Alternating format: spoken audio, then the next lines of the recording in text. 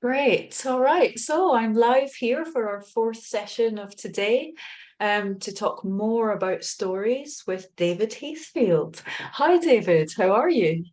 Hi, Melissa. I'm fine and I'm really happy to be here. And it's so exciting to look at and to meet all of you around the world. I might not be able to see you, but I know that you're with us and that storytelling being a community activity, you're all ready to join in.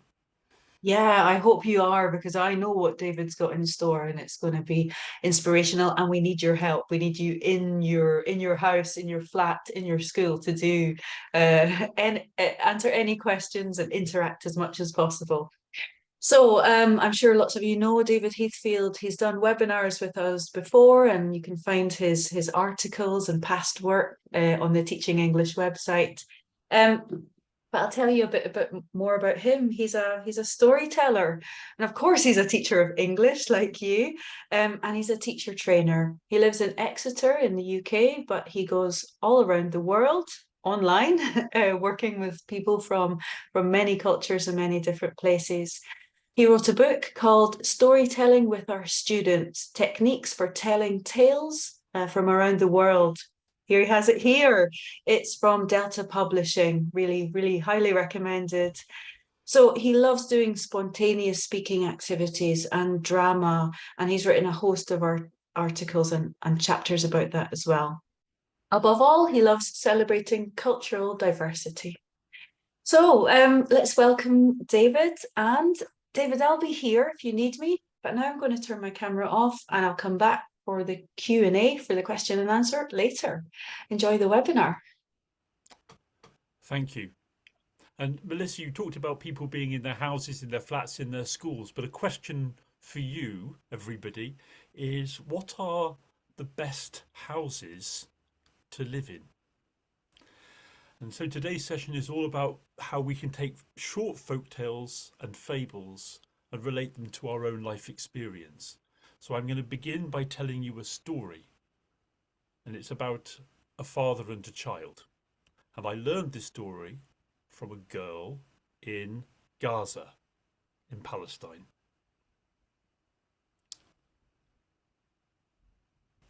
A child went to their father. Father, what's the best life that I can live?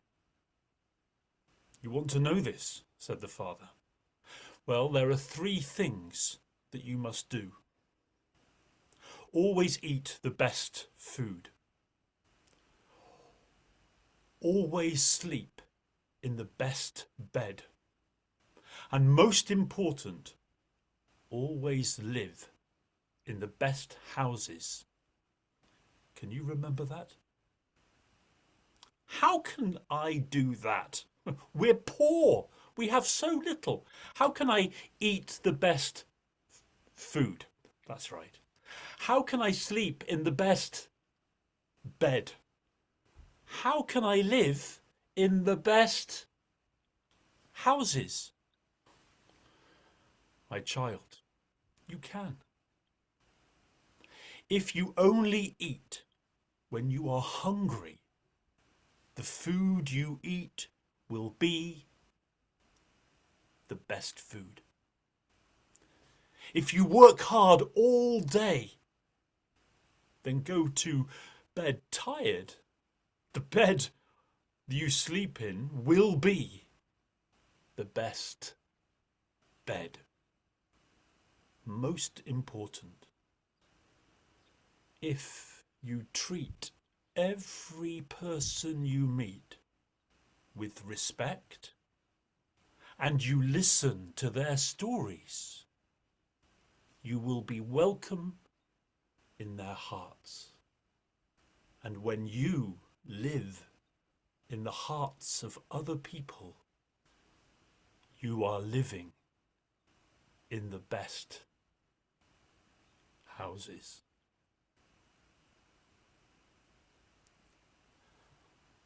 I learned this story from a girl from Gaza. And, well, I asked you the best houses. Do you agree the best houses to live in are other people's hearts? This is what I ask the students I tell this story to. And they nod. And then I say, well, who lives in your heart? Who has treated you with respect? Who has listened to your stories? I could give one example. The last webinar today, before mine, was led by a very close friend of mine, Haneen Jadala Khaled. And Haneen, you and your friendship, your family, you're in my heart because you've listened, you've given support, you're so generous with your time and your friendship. So perhaps those of you who are listening are relating this story to a personal experience. Maybe there are many people who live in your hearts. Perhaps there's a story that you could tell. I'm sure all of us have stories we could tell inspired by this short, wise tale. Haneen Jadala Khaled and I started a project called Tell a Child in Gaza's Tale. And this is one of the stories as part of that project. We shared recordings of children from Gaza telling stories over the last few years on Zoom at the World Storytelling Cafe. And then beginning of this year, we started this project inviting people like you all around the world to listen to those stories, to choose one of the stories and to learn it and tell it whatever context you're in. And then even if you wanted to record yourself or one of your students or somebody you know telling that story and passing it to me and Haneen. It's very easy to do that, and we would share it on the playlist. And I think there's a link about to appear in the chat if it hasn't done already. So this is what this session is about, connecting the folk tale and the personal story and encouraging our students to do that.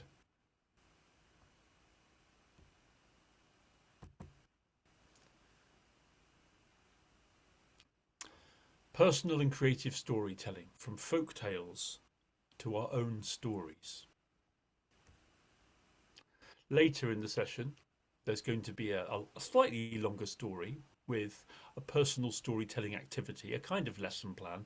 So it's a good idea to get a pen or a pencil and a piece of paper ready for that activity later. You don't have to get it right now, but within the next 10 minutes or so. I learned a great deal about storytelling from Mario Rinvolucri and John Morgan. I never met John.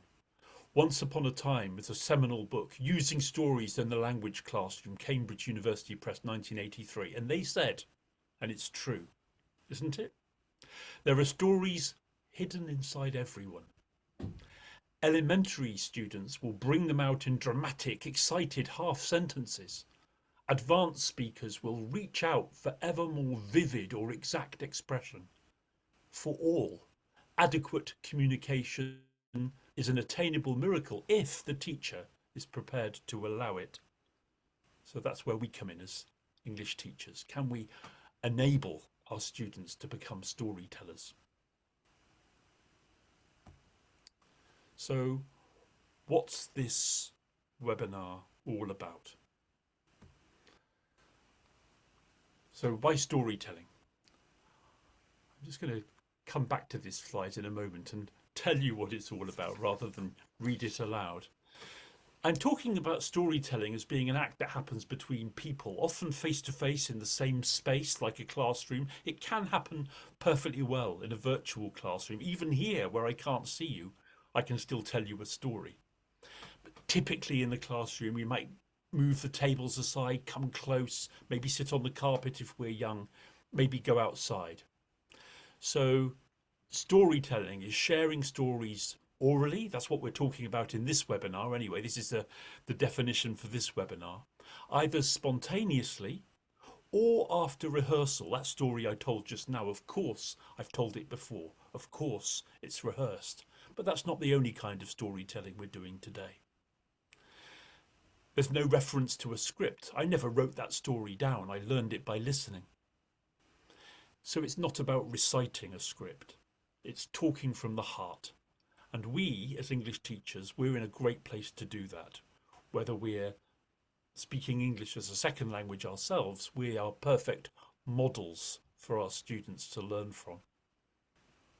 Students can relate metaphors and meanings in stories to their own life experiences. Isn't that what all literature is about? But particularly seems to be the case with folk tales. They're lessons for life. And the language classroom is a perfect place for students to tell stories and to be told stories about each other, about their life experiences. And the great thing about stories is they work with everyone, whether our students are young or older, whether they are in a huge class or one-to-one, whether they are mixed ability, advanced, elementary, beginners even, with different needs and on different kinds of courses. So it could be an advanced academic business course. It could be a kindergarten play space. All of these environments are absolutely perfect. And what we're talking about in this webinar can be adapted to different contexts. So I'm just going to show a slide which summarizes what I've just said, and I'm going to go quiet for about 20 or so seconds while you can just take in that slide.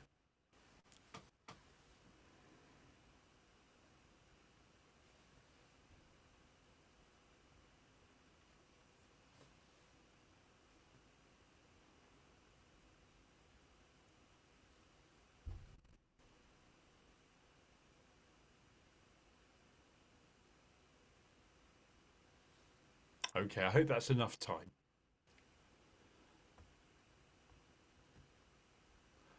And by the way, feel free to add your own ideas in the chat as this session goes along. Alida Gersi, another significant teacher for me, wrote books including reflections on therapeutic story making. So Alida Gersi not only working in education but also in therapy, in storytelling as a way of finding who we are. And she says when group members, let's say students in our case, are invited by a fellow group member or storytelling student to listen carefully to their story, to pay particular attention to a specific aspect and to work their understanding of this aspect into an observation, an idea or a suggestion, they're essentially invited into a relationship. Storytelling is so much about listening. And very often we find in the English language classroom, maybe you agree, I don't know, write in the chat, that students are willing to listen to their teacher, but we need to help them. We need to even train them to listen to each other, to give them a role as listeners. And it's only by when other students are listening to me as a learner that I'm going to start to feel confident and heard.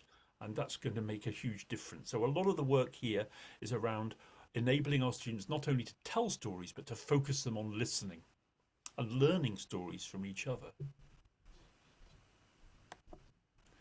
So what do storytelling teachers do? And again, please share ideas in the chat while I talk about some ideas that I have about this after my many years of experience. So when we're telling stories, we can put aside technology. We don't need technology for storytelling, especially face-to-face in the classroom. We might even switch off the screen. That was my favourite moment. And often students said, "Oh, thank you, teacher, for turning off the screen for a little while in this class. We've been looking at it all day." We can even put aside books, so we're just face-to-face. We might even put aside the desks. And teachers, when we're telling a story with our students, we modify the language. It's not a fixed script. So we can set the language level so it's easy for our students to listen to. If we want to put them at ease and make them feel really confident, we can say, now I'm going to give you a challenge, and we can use in the story language which we know is just in that zone of proximal development, that language that they haven't quite learned yet, but we can help them to understand through mime and gesture and repetition and maybe even translation. We might tell the story twice, first very simple and the second more complex. we are interacting, we are in charge of the storytelling space. So we're making sure it's comprehensible and appropriately challenging. And we can interact, we can stop, we can repeat, we can ask that we check that they've understood.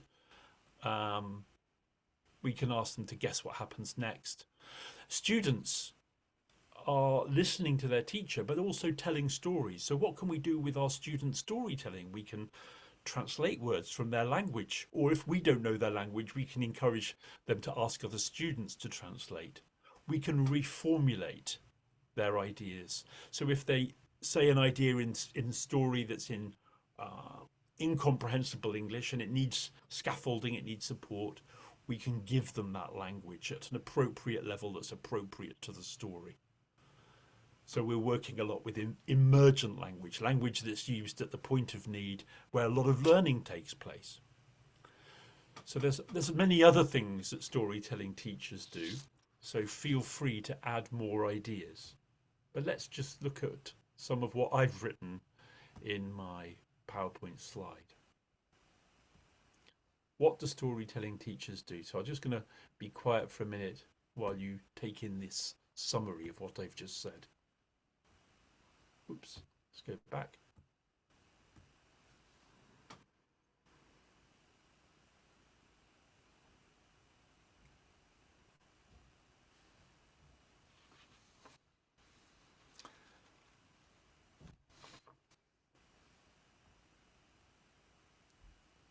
Okay.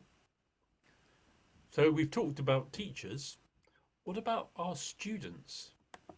What do storytelling students do when they're listening and retelling a story? And this is going back to 1999. Steven Pinker in How the Mind Works said a brain imaging study reported in Psychological Science reveals that the regions of the brain that process the sight, sounds, tastes and movement of real life are activated when we're engrossed in a compelling narrative. So all those sensory stimuli are active in our brain, just like it's as if we were really, like when you imagine a lemon and you bit into a lemon, like you're having the same sensations now as if you were really biting into a lemon because you're imagining it. This is 1999. There have been thousands of studies since then, right up to now, when we're talking about neural coupling, when we're talking about mirror neurons. We know that what's happening in the storyteller's brain is very similar to what's happening in the listener's brain. Storytelling is fundamental to human activity, human communication. So what do storytelling learners of English do when they're listening and telling stories?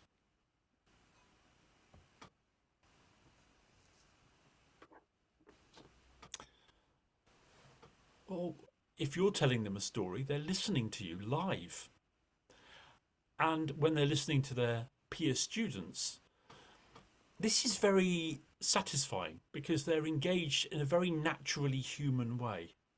Just in the same way they might be if in a positive relationship outside of the classroom in their mother tongue. It's a very natural thing to do, to share stories. It's engrossing. And they're invited to respond, not by, well, I don't recommend ABC or true or false, but just responding personally and creatively by listening closely to each other, by talking about how that story made them feel, by acknowledging the emotional experience of the person telling the story. And then when they're telling stories, those stories might be prompted by another student's story. Oh, that reminds me. They might be generated by the stories that they've heard. So one story leads to another. That's the reciprocal nature. Other ideas, Maria in the chat, you've written, we use props, making it more creative and creating atmosphere. Absolutely. Using realia or symbolic props are very effective, both in folk tales and in personal stories. It gives a focus and helps understanding.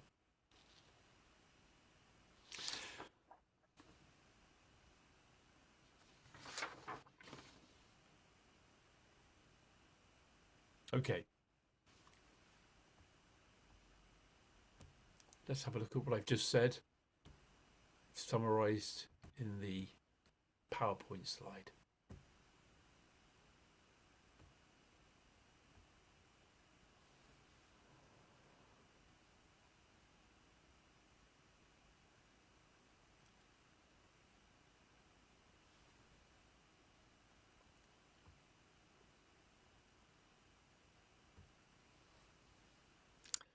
Gertrude Moscovitz, back in 1978, I am giving you some rather old quotes here, but some golden oldies.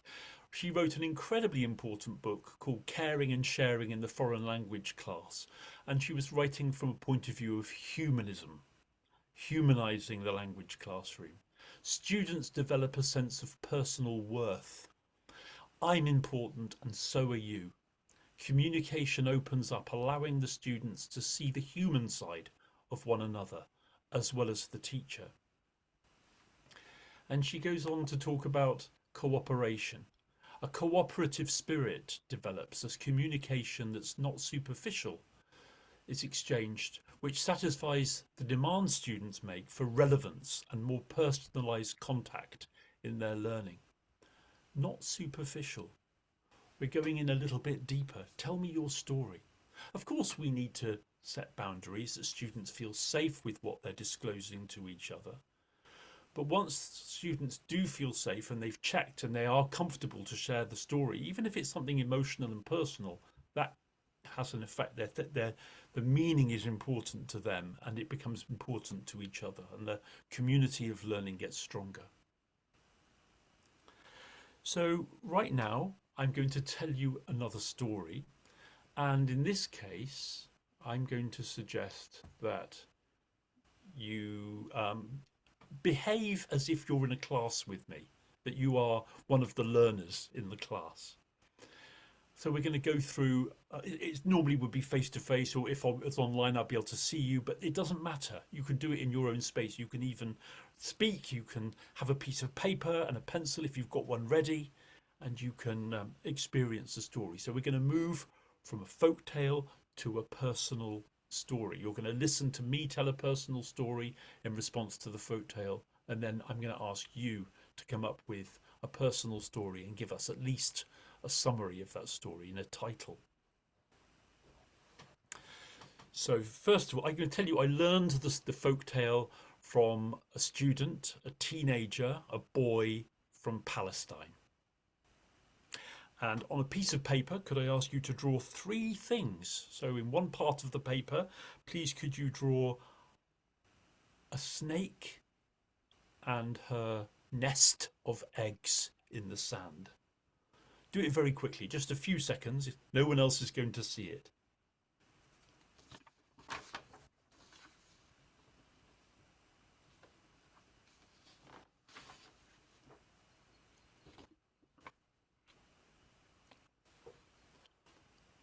Also on the piece of paper, can you draw a hunter with a bow and arrow? A hunter with a bow and arrow. Could just be a stick figure. Keep it simple. And the last thing I'd like you to draw on the piece of paper is a bowl full of milk. A bowl full of milk. So on your piece of paper, you've now got a snake and her nest of eggs, a hunter with a bow and arrow, and a bowl full of milk. And just by drawing that physical and visual activity, you're starting to connect, you're starting to imagine the story that I'm going to tell you. I might even encourage students to ask me a couple of questions before, in pairs, you speculate. Just imagine the story I'm going to tell. What do you think is going to happen? I like that comment in the chat. I hope everyone is drawing. I am. Well, if you're drawing, how can you be writing in the chat at the same time? No, I know you're a very skilled person. All of us are skillful teachers, multitaskers, aren't we? Brilliant. So, before I tell the story, there's one more thing, and that is this story is about a time when someone made a mistake but was able to put things right before it was too late. So afterwards, you might tell a story about a time when you made a mistake, but you were able to put things right before it was too late. So let that be a guide. Okay, so you've told your stories.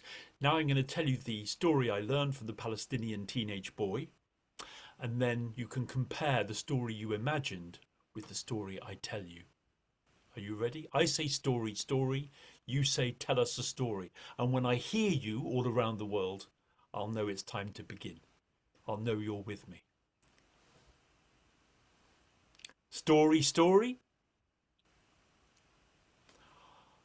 Kanya McCann for Edim as a man. There was once and there was not a hunter, and the hunter lived with his family, his wife, and they had a sheep, and every day his wife milked the sheep, and she put the milk in a bowl and put the bowl in the house, knowing that at the end of the day, when the children and her husband and she were home, they would drink that fresh milk. One day the hunter, as every day, went hunting, but he caught nothing on that day. And there in the sand he found a snake's nest with eggs. Well, he took the eggs. The snake was nowhere to be seen. These will be better than nothing. But then he heard.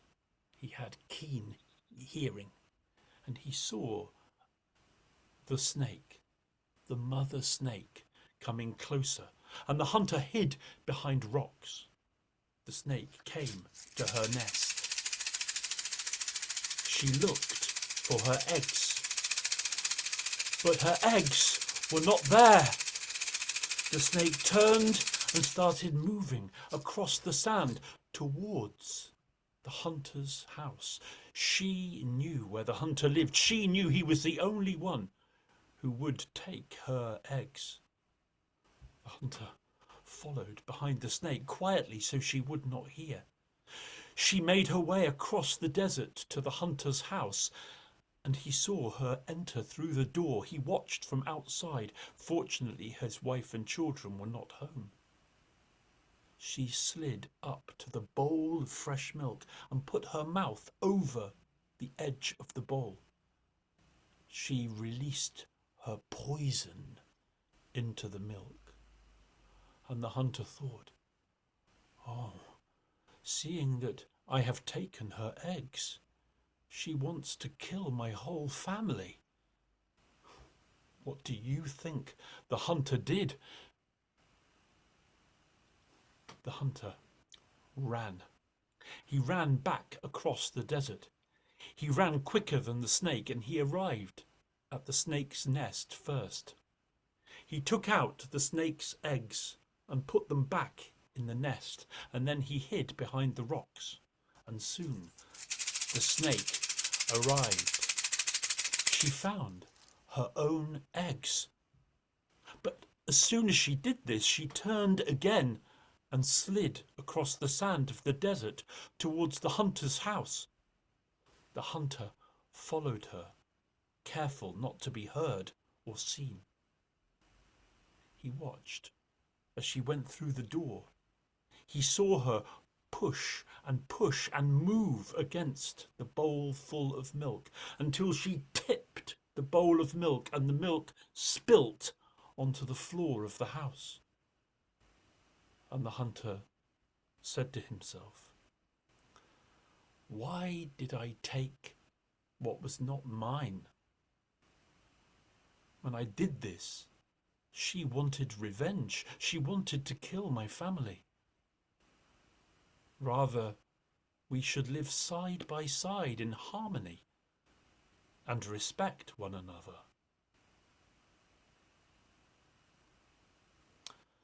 So this is a story I learned from a Palestinian boy.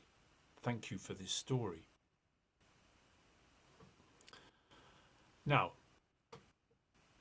first I would ask you as students to compare the story you imagined with the story I just told you. And there might be lots of comments, students probably talking in pairs or small groups before they share their idea as a class. But already I've asked you to think about a time when you made a mistake, but you were able to put things right before it was too late. So here, um, I'm going to tell you my story first. So we have the teacher modelling the story first. And here is the title of the story that I'm going to tell you. It's a story that I think, yeah, I'm comfortable to tell my students this story. So here is, it's a long title because the title summarizes the story.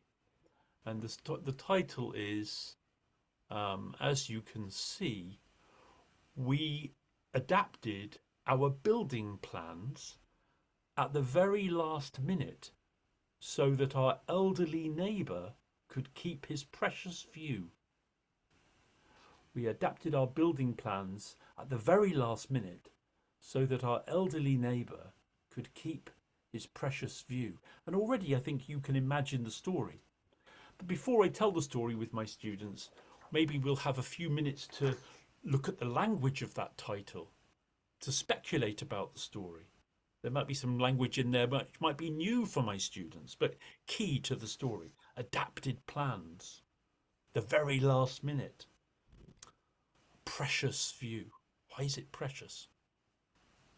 Okay, so you've imagined my story, and now I'm going to tell it to you and then ask you to look at the connections between the story of the snake, the hunter, and the milk and this story about our elderly neighbour.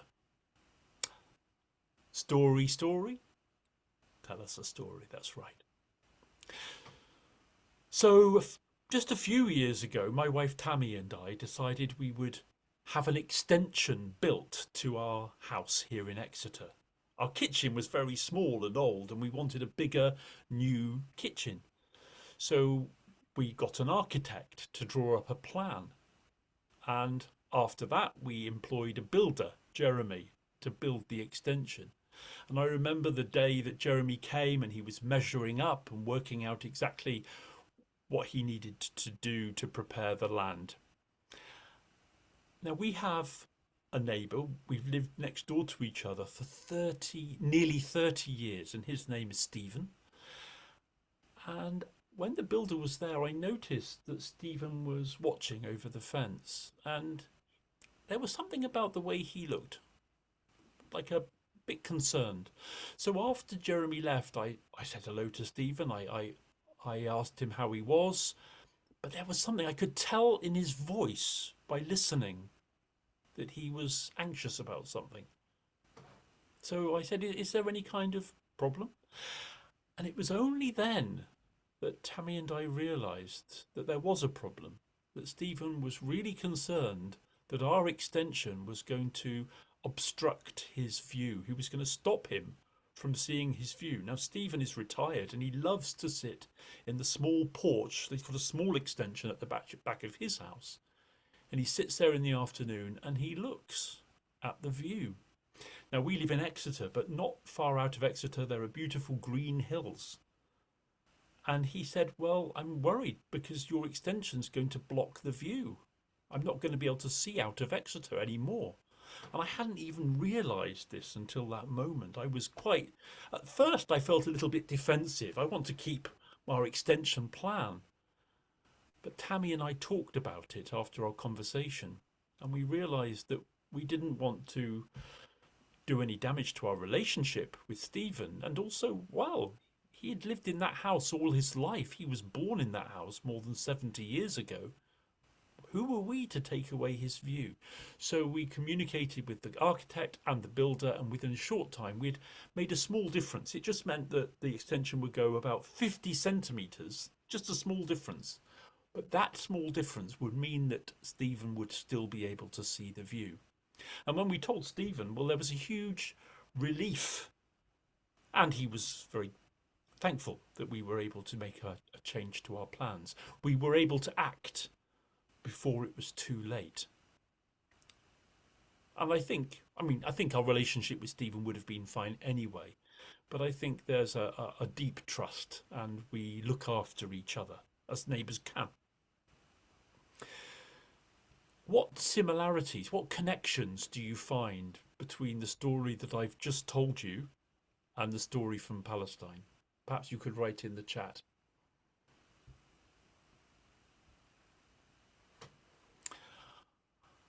So while you're doing that, I'd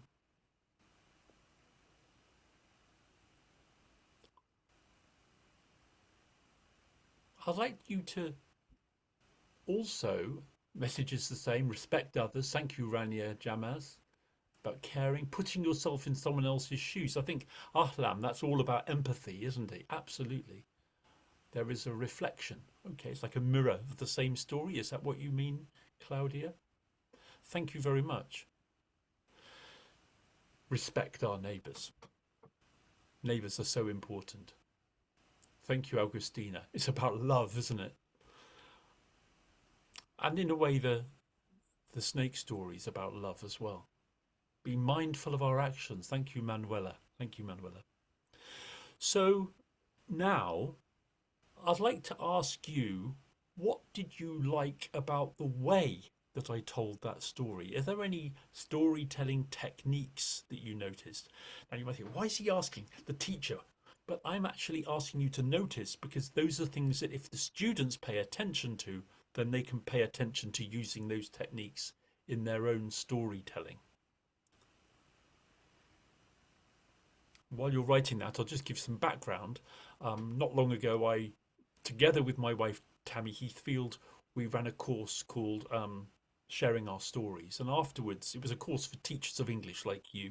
And afterwards, we asked teachers, what are the top tips for people telling personal stories? What should we encourage our students to do?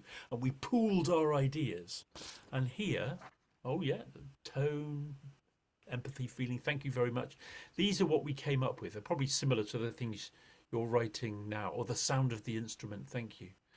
That was in the folk tale. Maybe we would use instruments in personal stories as well, but maybe not as often, but we can. Of course, everything can be transferred into personal story too. So here are some things that a group of teachers came up with. So talking about emotions. So we talked about feelings a lot in the story. I don't know, did I use any mimes and gestures? But we can. Miming maybe the building of the house. Oh, it's even, could be a gesture. Including specific details rather than talking too generally, and involving the senses. Did I talk about things we could see and we could hear? I talked about the sound of Stephen's voice, didn't I? By the way, I forgot to do this, but sometimes I do show students a picture to help them with the story. So I'm going to do it now while I remember. So I'm going to stop the share a moment. We don't always have to show pictures, but it can help. So there's a photograph of our extension as it is now. That's our kitchen extension on the back of our house. Can you see that? And here, a view that Stephen has of the countryside. Can you see that? The countryside outside of Exeter. And if we had made our extension just 50 centimetres further out, Stephen would have had to go into his garden to see the view rather than sit in the back of his house. So it's important, isn't it, to show that detail? It helps you get into the story. Okay. So going back to these techniques, involve the senses, use voice modulation to add drama, vary the tempo, the volume and the pitch of the voice. Use different voices to show different characters. Did I speak as Stephen during that story? I think I did. Build in interaction. Oh, what do you think happened next? For example, focus on or start with a pivotal moment. I could have begun that story with, oh, I nearly lost our neighbour's friendship. Round up the story with the main point of the story and consider exaggerating a bit. Don't we all do this? When we're telling personal stories, we want to engage, we want people to enjoy the story. I didn't exaggerate that story very much, to be honest with you. It's pretty much as it happened. It's a true story. So these are things we might consider and we might encourage our students to do. So you're thinking, okay, so we've had the folktale, we've had the teacher's story, now it's for the students to tell their stories. So I asked them, have you got a story about a time when you um, where you made a mistake, but you were able to put things right before it was too late? And some of you have got an idea for a story and some of you haven't. And that's what happens in the class as well. I might give students extra time, like prepare a story for the next lesson, so they've got some preparation time. But even if they don't have a story, it's fine, because we will adapt to however many students do have a story to tell. But asking prompt questions can help. So I might say to students something along these lines.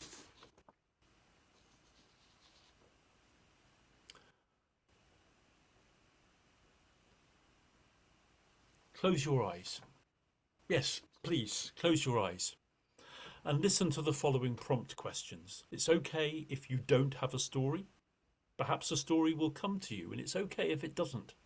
And it's okay if it does. A time when you made a mistake, but you managed to put things right before it was too late. When did the story take place? And where were you? Who were you with? And who else was part of the story? What mistake did you make? Remember the details. What could you see? What could you hear? What happened exactly? How did you feel? And how were you able to put it right before it was too late? How did you and the other people feel at the end? And why do you remember this story today?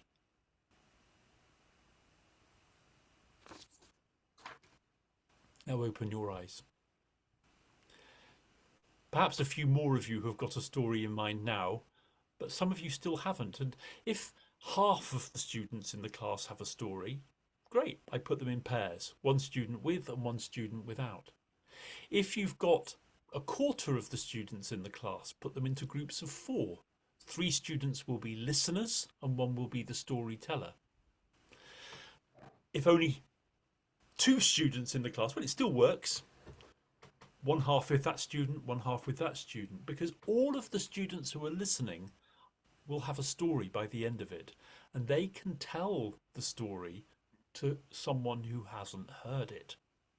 So they can listen, they can learn, and their task, which we can make explicit, is that their task is to hear and then be able to retell that story.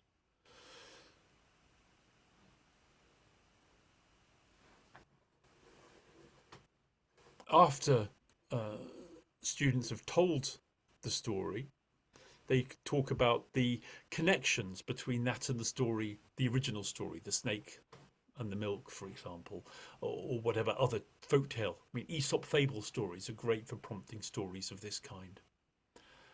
They can tell the storytelling student what they liked most about the techniques that storytelling student told in the way that you did, focusing on the positive, building up confidence, not talking about what went wrong, but what went right. This is what we need to instill, a sense of safety, that students feel, oh, even students that haven't told stories before, maybe even not in their own language, they're learning to tell stories in English, and that's transferable. And that can make a huge difference to them as people, as storytelling humans. Each time when students learn the story from their partner, then they can tell it back to the storytelling student, to check the details, to make sure they've understood. And only then, when they really know the story and the storytelling trusts them to tell the story, they can split off and, with permission, tell that student's story to another student. And they might then tell it to a second student or a third student, because each time they retell that story, it will improve by repetition. It will become more accurate, more fluent, and they will build in more vocabulary. It's just what happens, even without intervention from the teacher. It's what happens naturally. I know that as a storyteller. Stories just keep improving. And I've seen that with students again and again and again. Even without intervention from me, the storytelling gets better. They can be invited to pass on the story outside the class, but only if the students in the class have agreed. It might be important to keep it confidential within the group, especially if they're disclosing quite personal stories. They can be invited to make an audio recording of the story or a video recording of the story and share it on a platform that the other students can enjoy. That might, through rehearsal, that might improve again to another level, their fluency and accuracy. They might write up the story, and by writing, again, develop the story. So we can work from speaking the story, re-speaking the story, and then writing, and then go back to speaking, put that text away, but go back and make comparisons between how we best tell a story and how we best write a story. And quite different features come up, don't they? Oral grammar and written grammar, quite different. We might then look at the story from a different perspective. What does this story make us think of, not in our personal experience, but in the world, in local, regional, national, or global news stories or issues? I mean, look at a current news story about an issue. What can be done to put it right before it's too late? This could be the beginning of a project. So we're drawing towards the end now, because I know time is moving on. Let me go back to the PowerPoint a moment.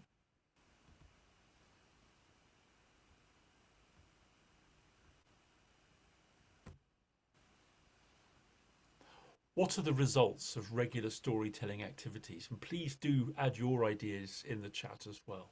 But here's what I've got to offer. Lots of things. Lots of ideas. Meaningful learning is memorable. So students remember language that's learnt in the context of a story, because stories, we're built to remember them. They're strong associations. You know, we've got stories that we know, like the boy who cried wolf, the shepherd boy who looked after the sheep on the hill and cried wolf, wolf, and people realised he was a liar. That becomes deeply part of our culture. But we often say, oh, you know, in English we have the phrase, don't we? Don't, you're crying wolf. It's so deeply part of who we are. So these stories are memorable, and personal stories are too. When students have told a story, they might be remembered for what they've told for the long term. So remember to make sure. One reason for asking them to write the title of their story before telling it is not just for vocabulary, but to make sure you're sure this is a story that you're comfortable to share here in this class. Regular storytelling activities lead to students' inhibitions falling away. Regular is important. The first time they tell a story, they may be very inhibited. But if we keep encouraging and giving positive feedback, soon the inhibitions fall away. So I'm talking about storytelling as putting it at the heart of our practice. Having their classmates pay close attention and respond positively builds students' confidence. Only when other students are listening. So if they're listening to learn the story or to guess the ending, then they're listening wholly and actively. Students communicate more creatively, expressively, confidently, and fluency in English when we do these kind of activities. They get a sense of themselves as creators of their own stories. I'm choosing the way I present this story to the world. Students get to feel more comfortable about sharing their feelings. Social emotional learning. Students' sense of personal worth grows. A class of storytellers where the teacher can focus on being an enabler.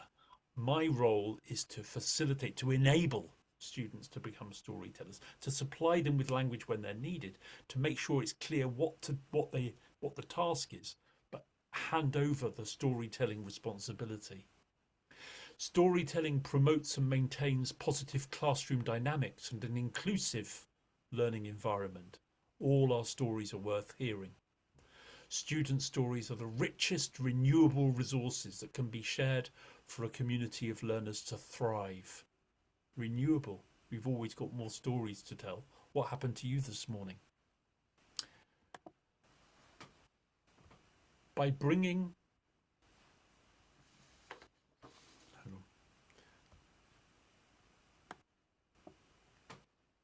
I wrote a chapter for a book, another British Council book, Personal and Creative Storytelling, and I wrote a chapter called Telling Our Stories.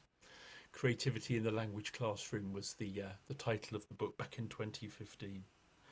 By bringing creative personal storytelling activities into your teaching, you're sowing seeds on fertile soil. With your gentle nurturing, student stories grow and flourish and bring colour to the learning in your classroom in ways that can't be foreseen.